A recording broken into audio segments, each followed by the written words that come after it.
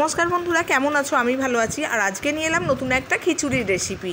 আমি আজকে একটু অন্যরকমভাবে খিচুড়িটা বানিয়েছি, তাই তোমাদের সাথে শেয়ার করতে এলাম। এদিকে জল ফুটে গেছে, মুগের ডালটা শুকনো কড়াইয়ে আমি ভেজে নিয়ে ধুয়ে রেখে দিয়েছি। এবার ফুটন্ত জলের মধ্যে দিলাম। সবজিগুলো আমার একে একে ভাজা হচ্ছে। বাইরে যখন বৃষ্টি পড়ে, ঘরে তখন খিচুড়ি রান্না করতেই মন চায়, কারণ খিচুড়ি মানে বৃষ্টির সঙ্গে খিচুড়ির একটা মিল আছে, সেটা আমরা সবাই জানি। আর এটা মানে আমরা কম বেশি সকলেই ভালোবাসি খিচুড়ি।